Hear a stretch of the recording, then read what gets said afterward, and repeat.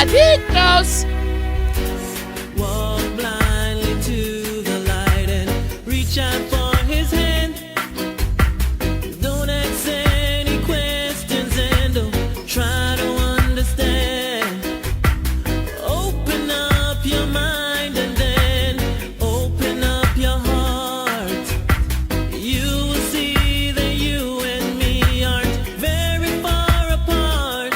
'Cause I believe love is the answer. I believe. Muy buenas, bienvenidos a una nueva edición de MMA Adictos. Hoy es 12 de octubre, mi nombre es Nathan y lo que vamos a tratar hoy va a ser los dos combates principales del eventos, según lo queráis ver, que realizó Bellator en Francia el pasado sábado. Era un mismo evento, era un único evento, lo que pasa es que lo dividieron en dos cards y lo emitieron en horarios diferentes, pero al final no deja de ser un evento, el debut de Bellator en Francia. Y lo que vamos a hacer va a ser algo que normalmente no haría, o sea, no es que no haría, sino que detesto, que es solamente hablar de los dos combates principales, porque creo que todos merecen atención, pero dada la duración del programa, solamente nos va a dar tiempo a hablar de esos dos combates. Cosa diferente es el caso de ayer. Tenéis ese análisis del UFC Fight Island 5 con el debut de Ilia Topuria, la victoria de Cory Sandhagen sobre Marlon Moraes. Lo analizamos todo, comentamos todo y cada uno de los combates que se realizaron ayer en la card. No nos dejamos ninguno, hablamos de todo, mayor o menor medida, pero con una buena medida, porque fueron cerca de 2 horas de programa. Antes de empezar con el análisis de esos dos combatitos que fueron los que encabezaron la card de Bellator, uno el Cheick Kongo contra Timothy Johnson 2 y el segundo el Michael Venom Page contra Ross Houston, Ross creo que es el nombre. Ahora hablaremos de todas formas del background de este chico también, por si no lo conocíais. Antes de eso, por supuesto, tenemos que dar las gracias a nuestros patrocinadores. Se me ha quejado alguien de, oye, es que 4 minutos y medio y todavía no me he empezado a hablar. Digo, hombre, gracias a los patrocinadores podemos seguir haciendo el programa y teniendo en cuenta que hemos pasado a hacer uno diario, quitando un día que lo destinamos a Patreon y a iVoox Premium, creo que por lo menos tengo algo que agradecer, ¿no? Por eso agradecerle a Dragons, a la comunidad Dragons de Nacho Serapio, su apoyo desde el primer momento. ¿Qué podéis encontrar en la comunidad Dragons?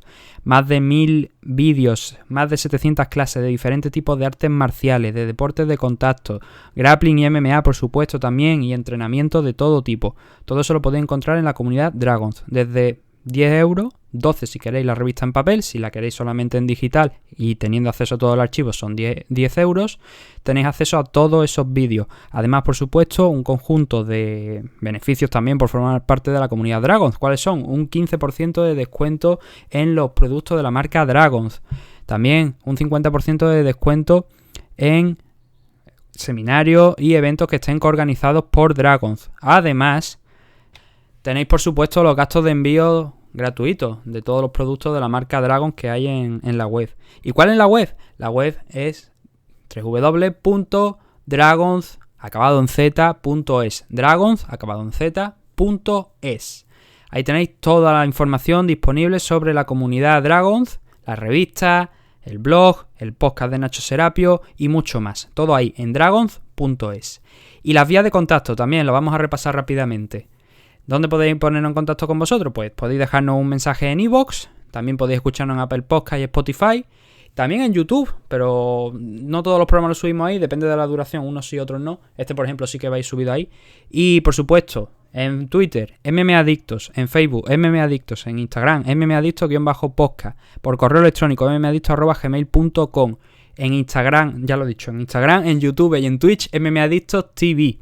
En todas esas vías de contacto podéis dejarnos un mensaje y nosotros lo leeremos aquí cuando hagamos un programa de preguntas y comentarios, que como digo, no está estipulado en una fecha determinada, con lo cual en cualquier momento vosotros podéis enviar preguntas y comentarios, cuanto más mejor, porque cuanto más enviéis es más probable que lo haya dentro de poco. No tendríamos que esperar un tiempo para hacer un programa similar, sino, oye, cuanto más preguntas y más comentarios lleguen, podremos hacerlo antes y así, pues, oye, compartiremos todas vuestras opiniones aquí en el programa. Ahora sí, vamos a empezar ya con el análisis de esos dos combates que he dicho que vamos a hablar hoy, que es el Michael Venom Page frente a Houston y Cheick Kongo contra Timothy Johnson 2.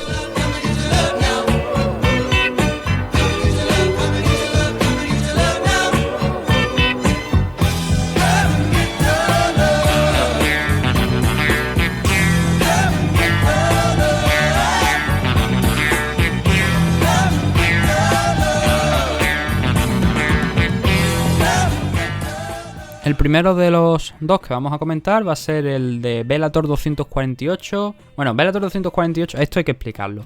Bellator 248 realmente era absolutamente todo lo que teníamos. Pero se dividió en dos. Se decidió hacer un Euro Series, que es el número 10, y un Bellator 248. El combate de Bellator 248 es este, el Timothy Johnson contra Cheick Kongo.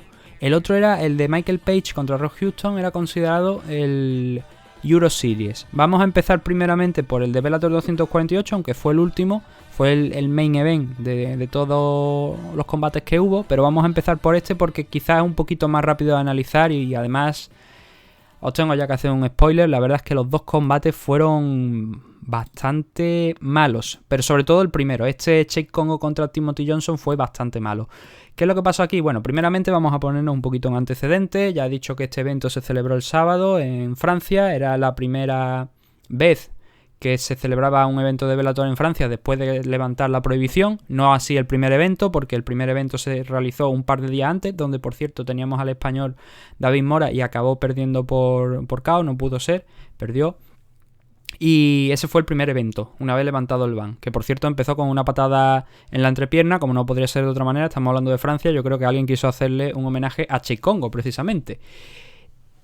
Pero aquí no, o sea, Cheick Kongo en este enfrentamiento me sorprendió, porque yo creía que iba a sacar su repertorio de armas y no fue así. ¿Quién no recuerda los rodillazos en la entrepierna que pegó Cheick Kongo al bueno de Mirko, ¿no? Cuando uno de los primeros combates, no sé si fue incluso hasta el primer combate de Mirko en UFC o el primero fue contra Gonzaga, no recuerdo ahora mismo cuál fue el primer combate de Mirko. Pero el caso, ¿cómo llegamos a esto? Porque he dicho que es el segundo enfrentamiento. Timothy Johnson perdió por KO en 2018 en el primer asalto contra Cheick Kongo. Y le dieron esta oportunidad a Timothy Johnson de... Primero, aquí hay dos cosas importantes. Obviamente, tener a Kongo en Francia era importante. Y de hecho, en alguna entrevista se ha leído que Cheick Kongo estaba ya pensando en el retiro antes de que se levantara esta prohibición y de poder venir aquí a pelear a Francia, porque es de donde es. El detalle, tiene 45 años, así que está extendiendo su carrera demasiado. En este enfrentamiento, pues la verdad es que se empezó a notar, yo creo que se notó muchísimo la diferencia de edad y el estado de forma. Timothy Johnson venía con 2 victorias consecutivas, Tyrell Fortune, pero sobre todo la de Matt Mitrione. Ambas victorias han sido en este 2020 y esta victoria frente a Cheick Kongo pone en una muy buena posición a Timothy Johnson de cara a el subir en los rankings, que no hay unos rankings estipulados en Bellator, pero sí que es verdad que una victoria aquí frente a Cheick Kongo le ha abierto bastante las puertas de lo que hay arriba, porque suma esas 3 victorias consecutivas. Siempre que el Bellator no se salga de lo que yo creo que es el plan, espero que sea el plan que tienen en mente, y ponga a Vitaly Minakov frente a Ryan Bader, que eso debería ser lo lógico como siguiente contender.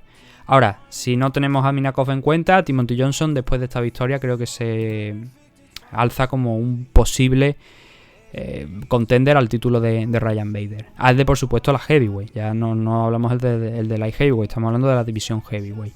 ¿Qué es lo que pasó en este combate? Pues tanto primero, segundo como tercer asalto fue algo bastante tedioso. ¿Por qué? Porque Timothy Johnson tenía un plan en mente, que era meterse lo más dentro que podía, coger el clinch y empezar a trabajar contra la jaula, ver si podía derribarlo. Y en el primer asalto lo consiguió. Pero claro, el trabajo luego, una vez tocó esa pelea al suelo, no fue lo suficientemente bueno. Pero claro, tampoco es que Kongo estuviera respondiendo a ello.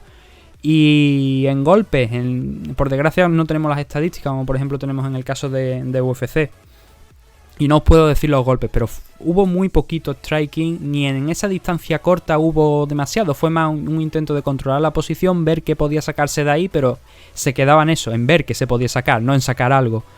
Y el primer asalto, ya digo, El takedown de Timothy Johnson es quizás lo más destacable, a pesar de que, bueno, Kongo se levantó, volvieron a derribarle, pero la historia de la película en este primer asalto es esa. En el segundo es más de lo mismo, pero quizás en este segundo vimos un poquito más a Kongo que en el anterior. Aquí Kongo estuvo bien aguantando al principio, resistiendo, metiendo alguna mano. Según algunos de los jueces, creo que este segundo asalto puede que lo ganase. La verdad es que no estaban las puntuaciones. Bueno, no hemos hablado del resultado. La victoria es para Tim Johnson. Bueno, sí hemos hablado ya. Ya hemos dicho que es la tercera consecutiva de Tim Johnson. Pero las puntuaciones, asalto por asalto, eso sí que no lo tenemos. Pero fueron un doble 29-28 a favor de Tim Johnson, un 28-29 para Cheick Kongo. Por tanto, una split decision. Pero el combate no se salió de eso que os estoy diciendo que pasó en el primer round. El segundo o tercero fue exactamente lo mismo. Y yo creo que hay un punto en el segundo o en el tercero que probablemente fueran para Kongo. Pero especialmente yo creo que el segundo. El segundo asalto me parece, entiendo que es el que los jueces le dan a Kongo. Porque volvió a controlar Johnson, pero también tuvo sus momentos Kongo donde se encontraba mejor en el striking, soltando una mano. Johnson estaba en esa estrategia, vio que le había funcionado en el primer asalto y quería seguir intentando derribarle, cansarle, agotarle. Con esos 45 años, obviamente un ritmo de pelea alto o donde tuviera que trabajar mucho iba a ser letal para Kongo. Y también lo consiguió en el segundo asalto. Yo me muevo yo me inclino en el segundo por un 10-9 para Johnson también, pero entiendo el 9-10 para Kongo por la parte del striking, ya que si ese trabajo en el clinch, en los intentos de derribo no funcionan, tú tienes el control muy bien, pero a ver, ¿quién ha pegado aquí más golpes aunque no hayan sido excesivamente efectivos? Kongo, pues el asalto realmente se puede ir para Cheick Kongo. Y el tercero, la confirmación de que el combate fue muy malo. Kongo intentando hacer lo mismo del segundo asalto, intentando boxear, pero claro, Johnson en el mismo momento en el que veía que extendía un poquito el brazo, se acercaba, cerraba el clinch y otra vez contra la jaula, otra vez a intentar derribarle, aunque en esta ocasión creo que en el tercer asalto no recuerdo ningún takedown, pero sí que hubo varios intercambios de control. Kongo se lo quitaba de encima, volvía a la distancia del striking, pero nuevamente volvía a entrar Johnson ahí.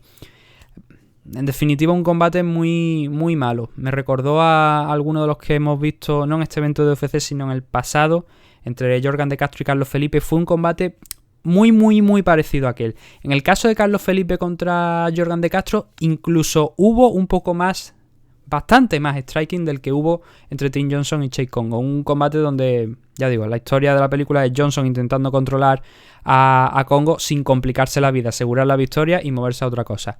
Después de esto, pues presiento yo que quizás Kongo acabe colgando los guantes. Por lo que digo, son 45 años, ha cumplido este sueño, esta meta de pelear en Francia, en su país natal. Y la verdad es que tiene muy poquito que ofrecer. Ya lo vimos en este combate. Y el caso es que Kongo parecía que en esta última parte, aquí en Bellator en concreto, había encontrado como un segundo aire. Una vuelta a la juventud. Porque antes de llegar al combate contra Ryan Bader y que hubiera que el iPoke que al final se convirtió en un no contest, este hombre llevaba, creo que eran 8 victorias consecutivas, incluso venciendo a Vitaly Minakov, que era el mejor dicho, quitándole el invicto a Vitaly Minakov, que llevaba sin perder muchísimos años.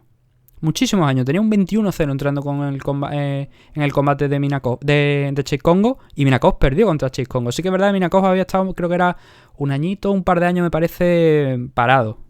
Y a lo mejor eso pudo sentarle mal una vez entraba dentro de la jaula y se cerraba la puerta. Las sensaciones a lo mejor no eran las mismas. Pero no hay que quitarle el mérito a Kongo de eso. En los últimos 5 años había sumado 8 victorias consecutivas hasta llegar al combate contra Ryan Bader, que fue además por el título. Ha estado bien, pero yo creo que ya la edad le ha alcanzado y creo que hora de mirar hacia adelante, hacia el futuro, y a lo mejor una pelea más en suelo americano, pero poco más, porque creo que Johnson ayer de alguna manera nos demostró que ya se ha hecho mayor, que no puede aguantar los 15 minutos, que le presionan, porque se vio un Kongo muy cansado. También a Johnson, pero a Kongo especialmente cansado, a pesar de ese intento que tenía de seguir metiendo manos a ver si podía frenar a su rival o por lo menos ir ganando los asaltos por los puntos. Entonces ese es el resultado con el que acabó el evento de Bellator, el 248. Pero ahora vamos a movernos hacia atrás. Con esa victoria de Timothy Johnson sobre Congo, vamos a movernos hacia atrás para hablar del Michael Page contra Ross Houston. Que este combate tampoco es que fuera excesivamente bueno, pero tenía un interés. ¿Por qué? Porque Ross Houston estaba invicto, es un tipo que ha sido campeón de la división welterweight de Bellator. Perdón, de Cage Warrior, con lo cual era por lo menos una amenaza. Era un rival que, es verdad, no es Douglas Lima, pero al menos era un rival, digamos, serio para enfrentarse a Michael Page. El problema es que, no sé, a mí me dio la sensación de que entró demasiado encogido. No acojonado, digamos, sino que tenía mucho respeto por Michael Page, y es normal, y se entiende perfectamente. Además, desde que sonó la campana, Michael Page estaba con esa stand de point fighting, dando pasitos adelante y hacia atrás, de lateral, intentando sacarse esos golpes singulares, que lo hizo en el primer asalto. Pero este primer asalto poquita acción tuvo, más allá de ese respeto que tenía a Houston por el striking de MVP. Lo que hacía MVP era eso, era lo que estoy comentando, mover hacia adelante y hacia atrás con ese footwork que tiene, esas tantas características. Lo que pasa es que creo que cometió no sé si fue un error, porque luego en el segundo y en el tercer asalto vimos que parte de su game plan podía pasar también por ello, pero se acercó demasiado, se extendió un poquito, y a la hora de soltar, eso lo aprovechó Houston para cambiar el nivel, cogerlo y llevarlo al suelo desde el clinch. Una cosa muy, muy interesante, porque era a priori lo que el propio Houston tenía que hacer para ganar esto. De hecho, era una de las claves de la victoria que daban. Dice, no, tiene que intentar trabajar su juego de sumisiones, que es una de las cosas que ha demostrado en Cage Warrior que es fuerte. Y sin embargo aquí no llegaron esas sumisiones, pero bueno, en este primer asalto ese takedown lo logró. Controló a MVP en el suelo, aunque también tenemos que reconocer que MVP lo hizo bastante bien. Una vez estaba en la posición inferior, lo ató, lo controló, no dejó que golpeara, no dejó que pasara. Todo lo más que llegó Houston fue en side control, que fue precisamente donde aterrizó. Luego intentó pasar al mount, a la montada, y ahí fue donde lo cogió MVP para volver a asegurar la media guardia, y de esa posición ya no salió hasta el final del asalto. Con lo cual, el primer round, la victoria fue para Michael Page, pero el resultado final fue una decisión unánime, un doble 30-27 y un 29-28. Pero este primer asalto, personalmente, me inclino por dárselo a Houston, porque MVP no estuvo brillante en el striking, sí que metió obviamente más manos que Houston, pero luego dio ese pasito adelante y Houston lo cazó y lo llevó al suelo. Entiendo el 30-27, entiendo que los tres jueces que dos de los tres jueces les den un 10-9 también en este primer asalto. Yo me inclino por lo otro, por un 10-9. Pero a partir de ahí se acabó la pelea de Houston. Page, cuando entró en el segundo asalto, entró mucho más ortodoxo. Ya tenía la mano arriba, su stand ya no estaba tan de lateral, ya estaba un poquito más al frente, un poco más tradicional, más ortodoxo, como digo. Y ya se le complicaba bastante más la cosa a Houston. Y le metió un uppercut a Page. O sea, Page metió un uppercut a Houston. Houston le dijo que, venga, vente por mí, lo cual suele ser mala noticia, ¿no? Si te estás enfrentando contra Michael Page. Houston aprovechó ese ímpetu de Michael Page por intentar entrar, por aceptar ese reto que le había lanzado. Cambió el nivel, volvió a engancharlo en el clinch, volvió a atarlo en corto. Y hubo un momento donde Page fue a romper, sacándoselo de encima hacia un lateral a Houston. Houston cayó. Y aquí es donde tenemos una polémica, porque literalmente le metió un hammer fist en la parte trasera de la cabeza. Cuando Houston intentó levantarse, metió la cabeza abajo para intentar pues que no le llegaran los golpes. Y cuando estaba haciendo precisamente eso, Michael Page deliberadamente, no digo que lo hiciera queriendo, pero el golpe es claro a la parte trasera de la cabeza de Michael Houston. El árbitro lo vio muy bien, paró el tiempo, permitió durante unos segundos que se recuperara. Recuerdo haber leído por Twitter a alguien decir hasta el muerto Houston, y a lo mejor lo hubiera interesado, porque podría haber sido una descalificación completamente, ya que ese golpe había dado en la parte trasera de la cabeza. Sería justificable una descalificación. Si él se encontraba bien, hizo bien en seguir peleando, pero desde el punto de vista de las reglas es un golpe ilegal, y si el luchador no hubiese podido, en este caso Houston, no hubiese podido continuar la pelea, podría haberse parado ahí y podría haberse descalificado a Michael Page o declarado un no contest por ese golpe. Pero Houston decidió pelear. Grave error quizá en esta ocasión, porque Page no solamente es que le frenara los takedowns, sino que además lo consiguió llevar al suelo, lo consiguió mantener ahí durante a lo mejor, no sé, 40 segundos a lo mejor en el suelo. Y estuvo golpeándole, estuvo haciéndole daño con hammer fist, con algún codazo, lo puso contra la lona y ahí murió ese asalto. Con lo cual este segundo round fue a parar sin ninguna duda para Michael Page. ¿Por qué? Porque el striking, pues, aunque fuera en el suelo, el ground and pound le estaba funcionando y había conseguido tirarlo en un par de ocasiones y controlarlo. Con lo cual ahí Ross Houston hizo poco en este segundo round y en el tercero seguía fallando los golpes esos individuales tan tradicionales de MVP a la contra seguían llegando. También mucha feint, mucho amago, mucha búsqueda de ángulos por parte de Michael Page para intentar golpear. Y me sorprendió, he dicho que antes que me sorprendió, ¿no? Porque en el segundo y en el tercero Michael Page intentaba el clinch y le fue bastante bien, como he dicho. ¿Por qué? Porque incluso en la parte final aquí de este asalto también volvió Page a llevarlo al suelo. Hubo un momento donde no pudo, o sea, tenía ya una mala posición, un mal equilibrio Ross Houston y al final cayó con Page encima y Page, lo que pasa que no pudo sacar mucho de ello, pero volvió entonces a sumar puntos con ese takedown. Bueno, no se puede considerar un takedown, pero bueno, posición superior ganó, entonces eso siempre cuenta para los jueces. Y ya sobre la campana fue cuando se incorporó, así que no había tiempo para más. Con lo cual, otro 19 para Michael Page en este tercer asalto y al final el 29-28 como mínimo, 30-27, claro. Un tercer mal asalto porque hemos hablado de esas situaciones en las del striking, ¿no? Page con esos golpes singulares y Houston intentando golpearle, pero pasaron mucho tiempo danzando alrededor de la jaula sin concretar ningún engage, ni ningún clinch, ningún intento de takedown. Solamente en la parte final fue cuando realmente vimos acción. Y fue una actuación decepcionante de Michael Page. Positiva, vimos cosas positivas, pero en líneas generales creo que fue bastante, comparado con otras ocasiones, bastante decepcionante. Se puede ir contento a casa por la victoria. Creo que también es importante ver que ante un tipo que teóricamente,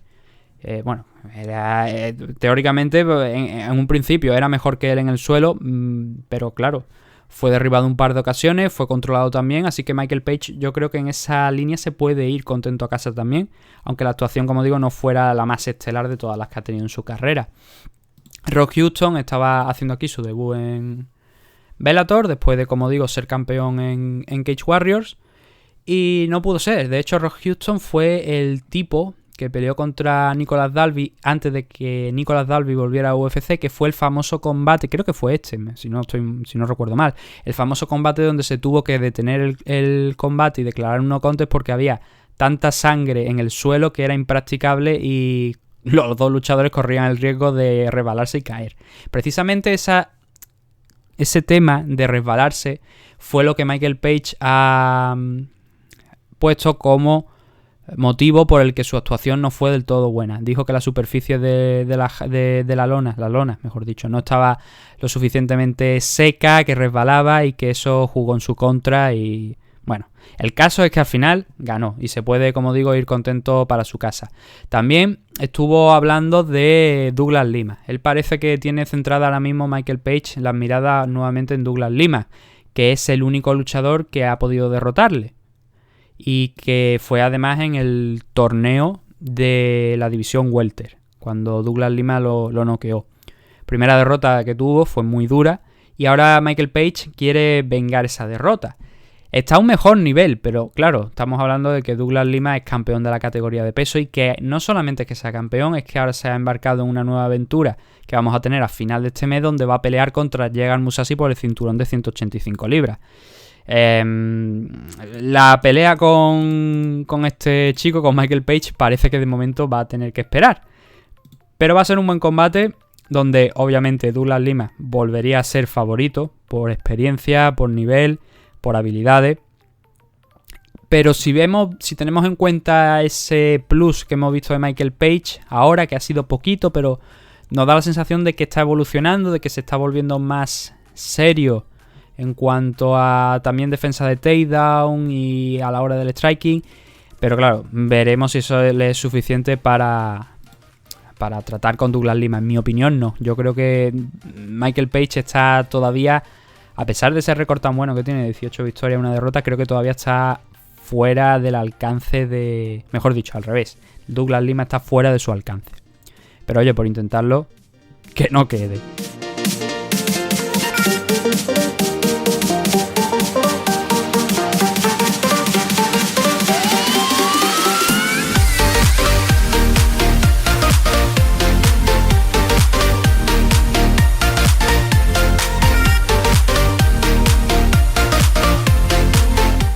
Esto es todo lo que teníamos para hoy.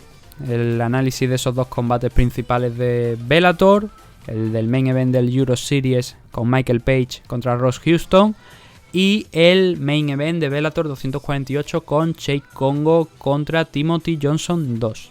Solo nos queda daros las gracias por habernos escuchado un día más. Recordaros que está ese análisis de UFC Fight Island 5 en el canal. Y que nos veremos mañana con más eventos, más combates, más noticias, más MMA Adictos. Un saludo y gracias a todos.